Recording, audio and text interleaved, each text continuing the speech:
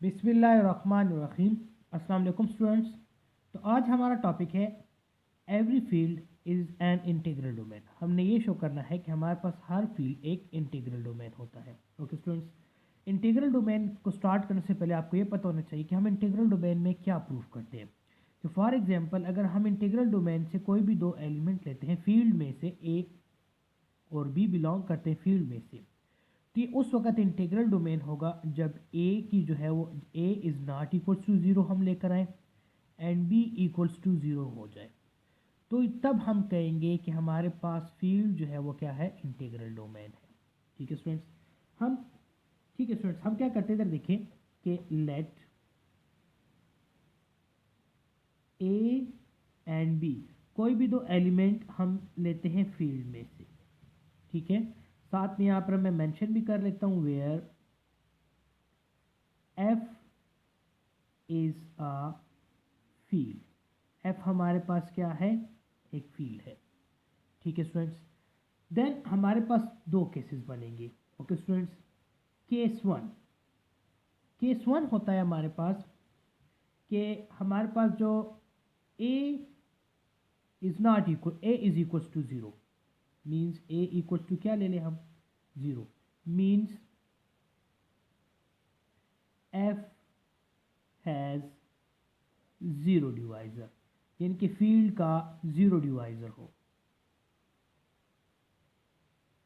Okay students, जब एक zero divisor आ जाए तो फिर हम उसको इंटीग्रल ए हमारा क्या हो जाएगा, ज़ीरो, और हमारा टारगेट होता है इंटीग्रल डोमेन में A is not equals to zero, A जो है कभी भी ज़ीरो नहीं होना चाहिए।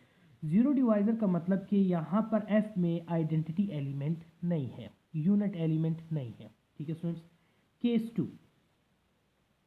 केस टू में हम डिस्कस करते हैं कि for example let A, okay students इधर देखिए, let A is not equals to zero. अगर ए ज़ीरो नहीं है देन ए इज़ यूनिट, हमारे पास ये क्या होगा, एक यूनिट एलिमेंट होगा। अगर ए यूनिट एलिमेंट है तो देन ए इनवर्स भी एग्जिस्ट करेगा। ठीक है स्टूडेंट्स, फील्ड में ए इनवर्स भी एग्जिस्ट करेगा। ठीक है स्टूडेंट्स, हम क्या करते हैं कि हम कहते हैं कि ए डॉट बी जो है वो इक्वल है हमारे पास ज़ीरो के। ठीक है ना, अब अगर ए जो है हमारे पास एक यूनिट है किसी भी फील्ड में तो उसका ए इनवर्स भी एग्जिस्ट करता है, तो मैं क्या करता हूँ, दोनों साइड्स पर ए इनवर्स ले लेता हूँ। ठीक है, यहाँ पर इंटू सेम इस तरह ज़ीरो के साथ भी मैं ए इनवर्स ले लेता हूँ ना। अब हमारे पास क्या होगा, बाय द कम्यूटेटिव प्रॉपर्टी हम इसको यूँ लिख सकते हैं ना, ए इनवर्स इंटू ए, और ये बी बाहर लिख लें, और अगर आप ए इनवर्स को ज़ीरो से मल्टीप्लाई करें तो अगेन आपके पास क्या आ जाएगा, ज़ीरो। नाउ ए इनवर्स और ए हमें पता है कि किसके इक्वल होता है, ये आइडेंटिटी के इक्वल होता है, और बी अपनी जगह पर आ जाएगा। और आइडेंटिटी को जब हम बी से मल्टीप्लाई करते हैं तो ये अगेन हमारे पास क्या आ जाता है, बी आ जाता है। ठीक है स्टूडेंट्स, क्या आ जाता है, बी।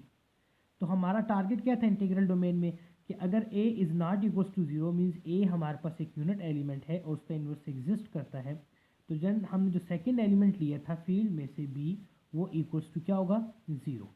ठीक है स्टूडेंट्स, तो अगर ये हम चीज़ प्रूव कर ले तो इसका मतलब क्या है कि इफ़, ओके स्टूडेंट्स इधर देखें, इफ़ a डॉट बी ये हमारे पास इक्वल है ज़ीरो के and A is not equals to zero, A हमारे पास ज़ीरो नहीं है एंड बी हमारे पास क्या आ गया, ज़ीरो आ गया। इसका मतलब क्या हुआ, विच इम्प्लाइज